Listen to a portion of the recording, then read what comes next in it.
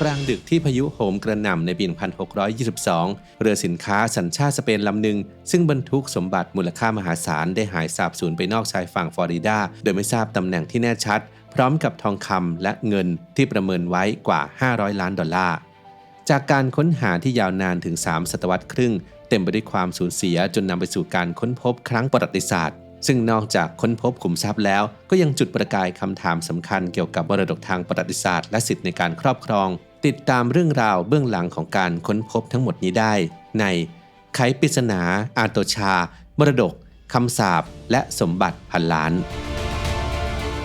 งานวิจัยพบว่ากิงโกบิโลบาหรือใบแปะก๊วยช่วยให้เลือดไหลเวียนไปเลี้ยงสมองได้ดีขึ้นทำให้สมองได้รับออกซิเจนและสารอาหารเต็มที่เพื่อเพิ่มประสิทธิภาพการทำงานของสมองซึ่งเป็นสมุนไพรที่ใช้ดูแลสมองในญี่ปุ่นและจีนมาอย่างยาวนานคาริตี้เจแปนกิงโกบิโลบาสารสกัดคุณภาพสูงจากญี่ปุ่นจึงเป็นตัวเลือกที่ดีในการดูแลสมองให้แข็งแรงทุกวันเริ่มดูแลสมองของคุณวันนี้ศึกษาข้อมูลเพิ่มเติมได้ที่ charity.asia/abdulthai-channel หรือคลิกลิงก์ใต้คลิปได้เลยครับ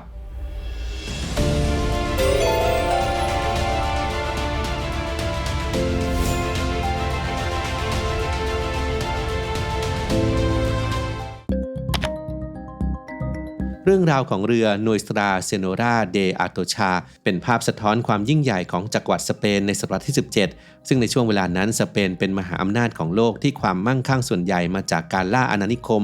เรืออาโตชาเปรียบเสมือนเส้นเลือดใหญ่ที่กำลังลำเลียงความมั่งคั่งกลับสู่แผ่นดินแม่เพื่อค้ำจุนสถานะของจักรวรรดิบัญชีสินค้าของเรือลำนี้เป็นหลักฐานที่ชัดเจนถึงความมั่งคั่งมหาศาลที่มันบรรทุกอยู่ประกอบไปด้วยทองคำ150 แท่งเงินกว่า 1,000 แท่งและหีบสมบัติอีกกว่า50หีบสมบัติเหล่านี้ถูกเก็บรวบรวมมาจากดินแดนที่พวกเขาออกล่าซึ่งถูกกำหนดให้เป็นทุนของชาติและเป็นสมบัติส่วนพระมหากษัตริย์ทว่าการเดินทางครั้งสุดท้ายของมันกลับเต็มไปด้วยความเสี่ยงเมื่อเรือต้องพยายามฝ่าช่องแคบฟลอริดาที่ขึ้นชื่อเรื่องสภาพอากาศแปรปรวนเพื่อมุ่งหน้ากลับสู่สเปนลูกเรือและกัปตันต่างรู้ดีว่าสมบัติที่พวกเขากำลังคุ้มกันนั้นมีค่าเพียงใดและความล้มเหลวในการเดินทางครั้งนี้อาจส่งผลกระทบอย่างรุนแรงต่อเสถียรภาพทางเศรษฐกิจของจักรวรรดิ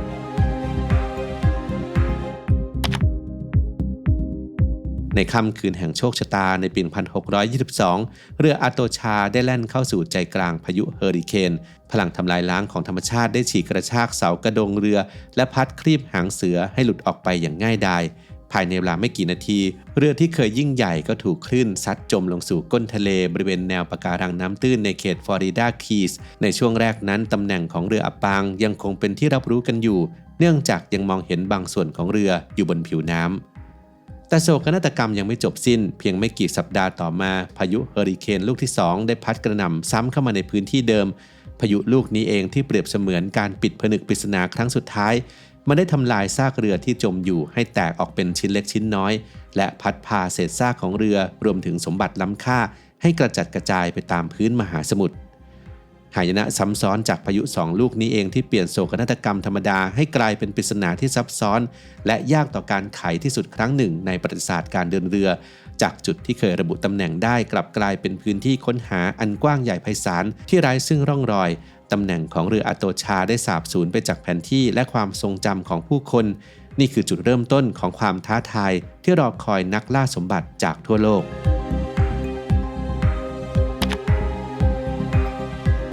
แม้ว่าซากเรือและสมบัติจะจมหายไปในความมืดมิดของท้องทะเลแต่บันทึกเอกสารชิ้นแรกและสำคัญที่สุดคือ Cargo Manifest หรือบัญชีสินค้าความพิเศษของมันนั้นไม่ได้อยู่ที่แค่การบันทึกจำนวนทองคำหรือว่าเงินแต่เป็นการบันทึกรายละเอียดของสมบัติทุกชิ้นทั้งน้ำหนักที่แน่นอนและหมายเลขซีเรียลที่สลักไว้บนแท่งโลหะมีค่าทุกแท่งเอกสารทางประวัติศาสตร์นี้ได้กลายเป็นลายแทงข้ามกาลเวลาชิ้นสำคัญที่สุดในการตามรอยเรืออาโตชาเอกสารอีกฉบับที่กลายเป็นจุดเปลี่ยนสำคัญของการค้นหาถูกค้นพบโดยนักประวัติศาสตร์ยูจีนไลออนณหอจดหมายเหตุของสเปนในเมืองเซบียาเอกสารถูกเขียนขึ้น4ปีหลังจากเรือจมได้ระบุว่าเคยมีความพยายามค้นหาเรืออาโตชาในบริเวณที่เรียกว่ามาเคซัสคีซึ่งอยู่ห่างจากจุดที่ทีมของเมลฟิชเชอร์นักล่าสมบัติชาวอเมริกันกำลังค้นหาในขณะนั้นกว่า100ไมล์หรือราว160กิโลเมตรการค้นพบนี้เปรียบเสมือนแสงสว่างที่ส่องทางให้กับการค้นหาที่กำลังมืดมน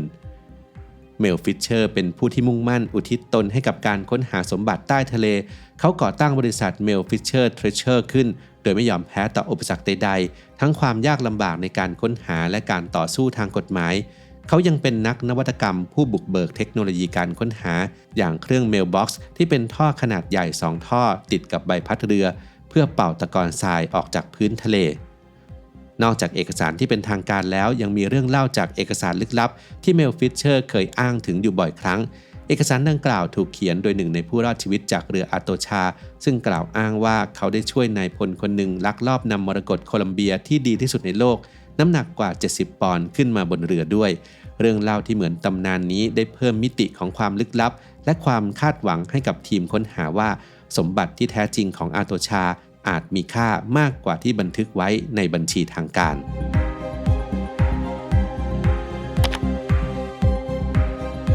การค้นพบในช่วงแรกของการตามรอยอาโตชาไม่ได้เริ่มต้นจากหีบสมบัติหรือทองคำแต่เริ่มจากวัตถุที่บอกเล่าเรื่องราวทางประวัติศาสตร์การค้นพบสมอเรือขนาดมหึมาในปี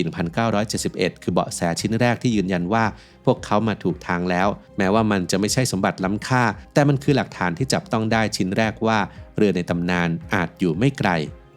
หลังจากนั้นโบราณวัตถุอื่นๆก็เริ่มปรากฏตัวขึ้นจากพื้นทรายทั้งถ้วยดาบลูกปืนใหญ่และแม้กระทั่งตะปูเหล็กที่ใช้ยึดโครงสร้างเรือเข้าไว้ด้วยกันวัตถุเหล่านี้คือจิ๊กซอว์ทางประวัติศาสตร์ที่ช่วยให้นักโบราณคดีและทีมค้นหา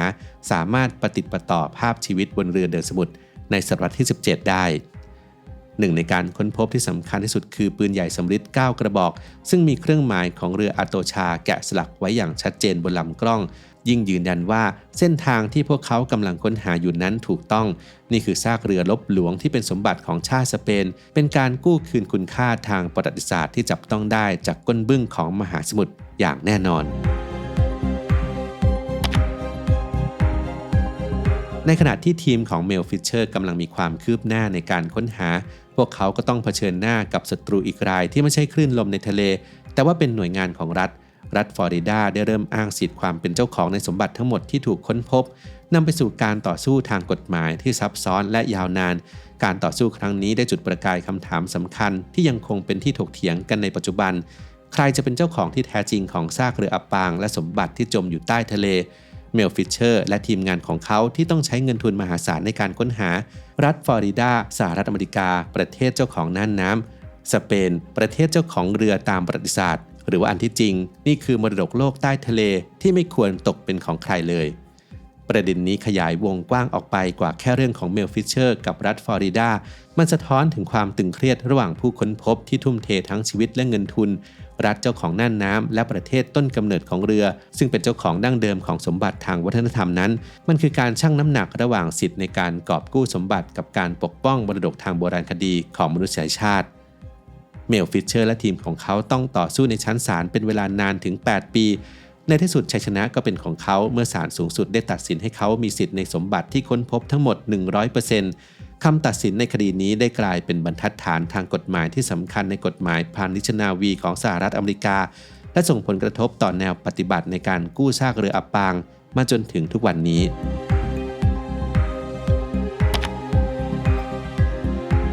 หลังการต่อสู้ในชั้นศาลสิ้นสุดลงการค้นหาก็กลับมาดำเนินต่ออย่างเข้มข้นอีกครั้งแต่เวลาผ่านไปหลายปีเส้นทางเบาะแสที่เคยชัดเจนกลับเริ่มตีบตัน3 ปีผ่านไปโดยไม่มีการค้นพบที่สำคัญใดๆเกิดขึ้นทีมเริ่มสิ้นหวังและความฝันดูเหมือนจะเลือนลางลงทุกทีแต่แล้วในปี 1983 ขณะที่เรือกำลังมุ่งหน้าไปยังแนวค้นหาเดิมเครื่องมือตรวจจับวัตถุโลหะก็ส่งสัญญาณขึ้นมาอย่างรุนแรงในพื้นที่ที่ไม่เคยสำรวจมาก่อนเมื่อนักประดาน้ำลงไปตรวจสอบพวกเขาก็พบวัตถุโลหะหลายชิ้นกระจัดกระจายอยู่การค้นพบนี้ทำให้เกิดทฤษฎีใหม่ว่าพายุลูกที่2อาจพัดพาซากเรือบางส่วนไปในทิศทางที่แตกต่างออกไปเกิดเป็นเส้นทางที่2ที่แตกแขนงออกมาทีมงานจึงได้ติดตามร่องรอยใหม่นี้ต่อไปอีก2 ปีและพบเบาะแสเล็กๆน้อยๆมาโดยตลอดจนกระทั่งวันที่ 20 กรกฎาคม ปี 1985 เครื่องโซน่าสแกนเนอร์ได้ตรวจพบวัตถุขนาดใหญ่แต่สัญญาณไม่ชัดเจนนักประดาน้ำ2 คนจึงรีบลงไปตรวจสอบแต่ด้วยสัญชาตญาณนักประดาน้ำคนหนึ่งที่ชื่อเกรกแวร์แฮมได้ว่ายน้ำออกนอกพื้นที่เป้าหมายไปราว100 หลาและที่นั่นเองเขาก็ได้พบกับภาพที่ทุกคนรอคอยมาตลอด16 ปี เบื้องหน้าของเขาคือซากเรือความยาวกว่า80ฟุตพร้อมกับกองแท่งเงินมหาศาลที่วางซ้อนกันอยู่ข้างๆกันนั้นคือหีบสมบัติหลายใบที่เต็มไปด้วยเหรียญและแท่งทองคำที่ส่องประกายท้าทายแสงใต้น้ำไม่ต้องสงสัยเลยว่าในที่สุดเมลฟิชเชอร์และทีมของเขาก็ได้พบกับมาเธอร์โหลดหรือแหล่งสมบัติหลักของเรืออาโตชาแล้ว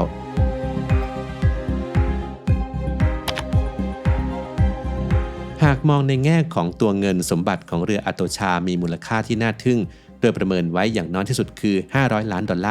ในวันที่ทีมค้นพบแหล่งสมบัติหลักหรือที่เรียกว่ามาเธอร์โหลดพวกเขาได้พบกับกองแท่งเงินมหาศาลหีบที่เต็มไปด้วยเหรียญและแท่งทองคำที่ส่องประกายระยิบระยับแน่นอนว่านี่คือสิ่งที่นักล่าสมบัติทั่วโลกใฝ่ฝันถึง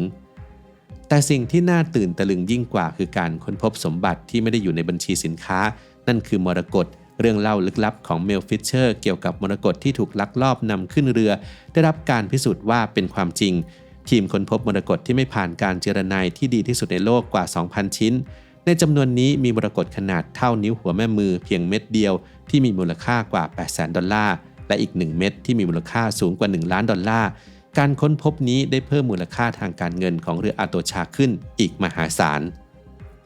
อย่างไรก็ตามคุณค่าที่แท้จริงของเรืออาโตชานั้นอาจประเมินเป็นตัวเงินไม่ได้ทั้งหมดคุณค่าของมันอยู่ที่การเป็นแคปซูลเวลาที่สมบูรณ์จากศตวรรษที่ 17การที่ได้เห็นและสัมผัสวัตถุที่เคยจมอยู่ใต้ทะเลนานกว่า360ปี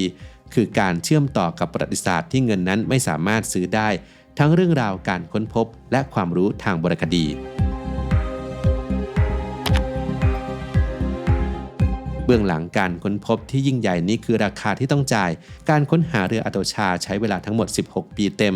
ภายในช่วงปลายยุค 70 เมลฟิชเชอร์ได้ใช้เงินไปแล้วกว่า$6 ล้านในการไล่ตามความฝันนี้